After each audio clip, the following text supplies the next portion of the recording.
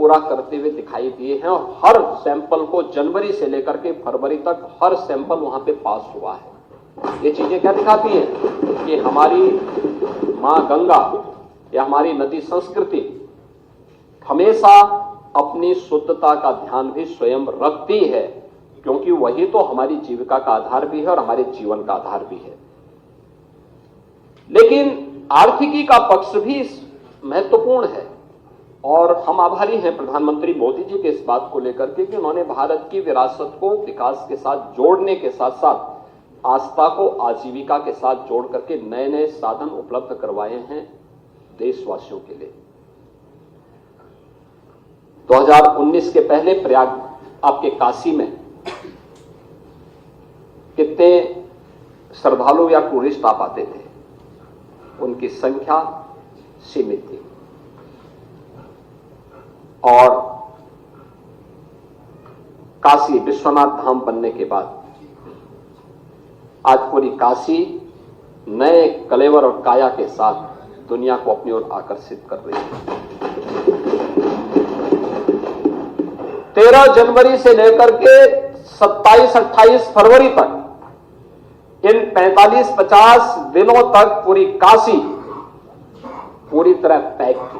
5 लाख से लेकर के 25 लाख श्रद्धालु प्रतिदिन वहां पे दर्शन करता था, मां गंगा में स्नान भी करता था और काशी के इस वैभव को भी देखता था, इस कलेवर और कायाकल्प को भी देख करके अभिभूत होता था और काशी के साथ साथ प्रदेश और देश के विकास में भी अपना योगदान करता था।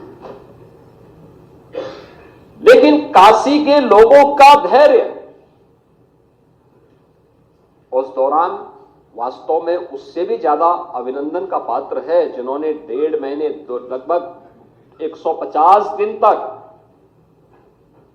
उनके आने जाने के साधन बंद रहे, लेकिन धैर्य के साथ आतिथ्य सत्कार का एक नया उदाहरण प्रस्तुत किया। ये हमारा काशी है, सबको गले लगाना जानता है। अयोध्या धाम यही दृश्य था। 5 लाख से लेके 15 लाख श्रद्धालु प्रतिदिन अयोध्या धाम में देखने को मिला। उन्होंने सुविधाओं की परवाह नहीं की और वहां के नागरिकों ने भी, वहां के संतों ने भी अपनी सुविधा की परवाह नहीं की। श्रद्धालुओं को सुविधा मिलनी चाहिए, उनके आतिथ्य सत्कार के लिए वे हर समय खड़े रहते थे। मैं इस अवसर पर प्रयागराज के साथ साथ अयोध्या धाम और काशी धाम से जुड़े हुए अपने सभी वहां के नागरिकों का भी हृदय से अभिनंदन करता हूं और उनके प्रति धन्यवाद देता हूं, जिन्होंने धैर्य के साथ इस आयोजन को अपना आयोजन बनाया। और हमने देखा कि जिस भी जगह से श्रद्धालुजन गए, पर्यटक गए, उस जनपद के लोगों ने भी आतिथ्य सत्कार के नए उदाहरण प्रस्तुत किए। क्या चित्रकूट हो या प्रतापगढ़, जौनपुर हो, भदोई हो, मिर्जापुर हो, कौशाम्बी हो, फतेहपुर हो या जिस भी मार्ग से गए,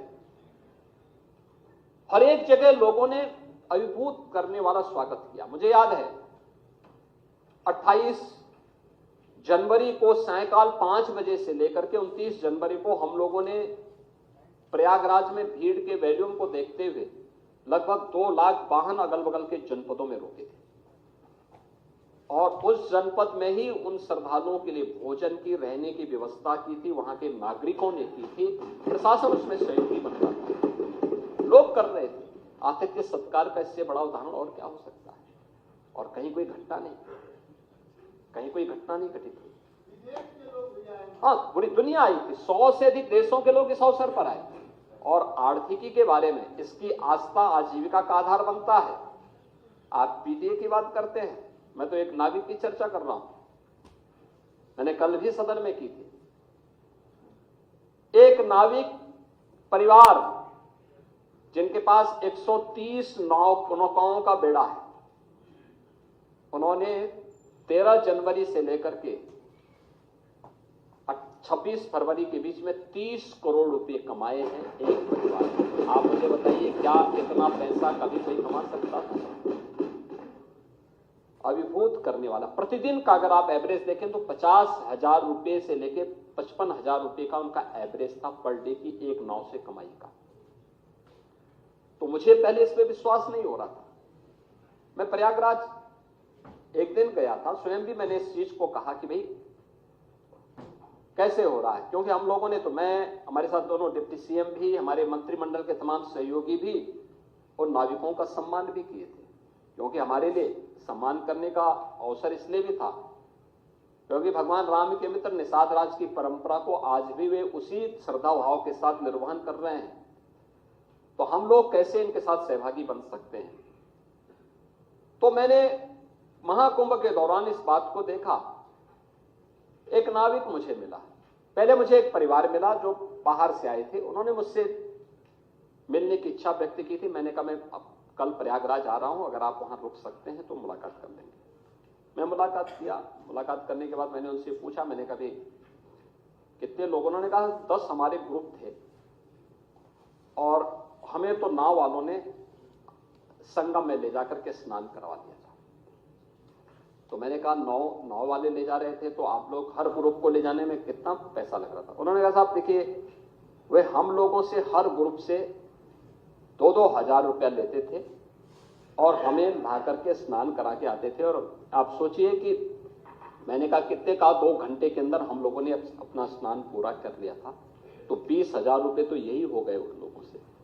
अब 2 घंटे में 20,000 रुपये जो कमा रहा है, सुबह 4 बजे से ही उनके द्वारा स्नान का कार्यक्रम प्रारंभ होता है, तो सायंकाल तक 50,000 रुपये कमाना उनके लिए कोई कठिन काम नहीं था। तो मैं इसीलिए कह रहा हूं कि यह कौन तबका ऐसा नहीं था जिसने न कमाया हो, और उसका बृहद आर्थिकी पक्ष है जिसको लेकर के आर्थिक विशेषज्ञ अपने अनुसार अनुमान लगा रहे हैं।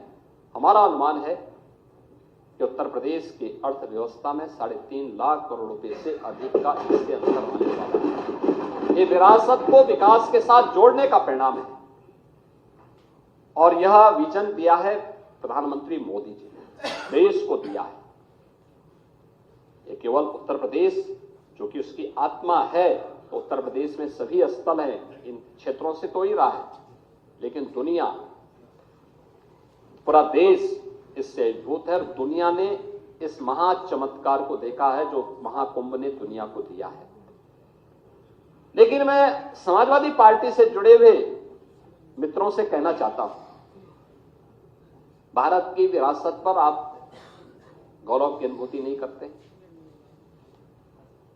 कम से कम जिनके नाम पे आप राजनीति करते हैं उनके विचारों को ही मान लेते हैं। डॉक्टर राम मनोहर लोहिया ने इस बात को कहा था कि भारत की एकात्मता के 3 आधार हैं, श्री राम, श्री कृष्ण और शिव शंकर, भगवान शिव। जब तक भारत की जनता इन 3 देव महापुरुषों के प्रति श्रद्धा का भाव रखेगी, तब तक भारत को भारत बने रहने से कोई रोक नहीं सकता। दुनिया की ताकत भारत का बाल माता नहीं कर सकता। डॉक्टर राम मनोहर लोहिया प्रखर समाजवादी थे। वे हमारी विचारधारा से जुड़े हुए नहीं थे, हां कांग्रेस के विरोधी थे, अपने मुद्दों पर लड़ते थे। आज समाजवादी पार्टी डॉक्टर लोहिया के विचारों से कितनी दूर भाग चुकी है। आज राम को, कृष्ण को, शिव की परंपरा को, भारत की विरासत को कोसना ये समाजवादी पार्टी का मानो जीवन का उद्देश्य हो गया। और दुर्भाग्य है कि इन्होंने आदर्श किसको माना है? यानी औरंगजेब को। औरंगजेब को अब ये लोग अपना आदर्श मान रहे हैं। औरंगजेब का पिता शाहजहां अपनी जीवनी में लिखता है, अपनी आत्मकथा में लिखता है कि खुदा करे कि ऐसा कमबख्त किसी को पैदा न हो। उसने आगरा के किले में अपने बाप को कैद करके रखा, एक एक बूंद पानी के लिए तरसाया। और अगर इनको औरंगजेब पर गौरव की अनुभूति होती है तो ये लोग कम से कम पटना की खुदा वक्त लाइब्रेरी में जाकर के एक बार शाहजहां की ही जीवनी को पढ़ लें, देख लें, उसकी पीड़ा को देखें।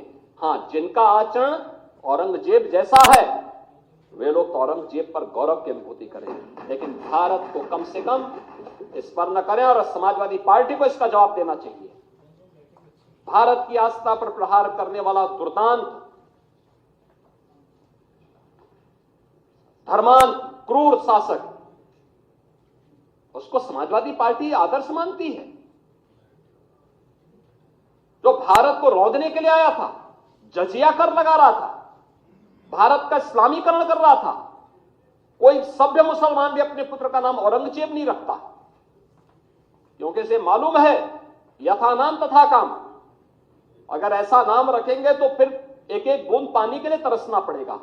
और शाहजहां ने भी अपनी जीवनी में लिखा है, उन्होंने कहा है कि औरंगजेब को कोसते हुए उसने लिखा